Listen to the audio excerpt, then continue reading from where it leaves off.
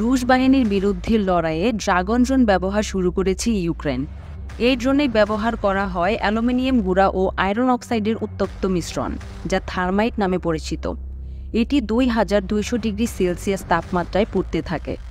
গাছ বা রুশ সেনাদের গোপন আশ্রয়স্থল পুড়িয়ে দিতে এই ড্রোন ব্যবহার করেছে ইউক্রেন। ড্রাগন ড্রোন মূলত পুরনো যুদ্ধাস্ত্রের নতুন রূপ।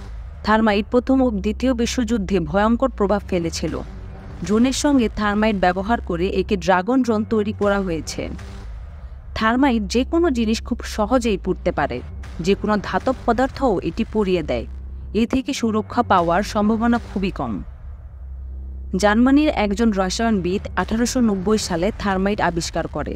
এটি রেলপথ ঢালাই করতে ব্যবহার করা হতো, কিন্তু পরে সামরিক কাজেও ব্যবহার শুরু হয়। মন্ট্রিলের ম্যাকগিল বিশ্ববিদ্যালয়ের তথ্য অনুযায়ী প্রথম বিশ্বযুদ্ধের সময় বোমা হিসেবে থার্মাইট ব্যবহার করত জার্মানরা। থার্মাইট হলো এক ধরনের অগ্নিসংযোগকারী অস্ত্র। এ ধরনের অন্য অস্ত্র হচ্ছে ন্যাপাম ও সাদা ফসফরাস। দ্বিতীয় বিশ্বযুদ্ধের সময় জাপানের রাজধানী টোকিওতে নাপাম বোমা ব্যবহার করেছিল যুক্তরাষ্ট্র। এছাড়া ভিয়েতনামেও এই অস্ত্র ব্যবহার করা হয়েছিল। এক নজরে ড্রাগন ড্রোন। এই ড্রোন তুলনামূলকভাবে কম উচ্চতায় ওড়ে ও আগুনের বৃষ্টি ঝরায়। এতে ব্যবহার করা হয় অ্যালুমিনিয়াম গুঁড়া ও আয়রন অক্সাইডের উত্তপ্ত মিশ্রণ, যা থার্মাইট নামে পরিচিত। দ্বিতীয় বিশ্বযুদ্ধে জার্মানি বোমা হিসেবে থার্মাইট ব্যবহার করে শত্রুদের অস্ত্র গুলিয়ে ফেলত।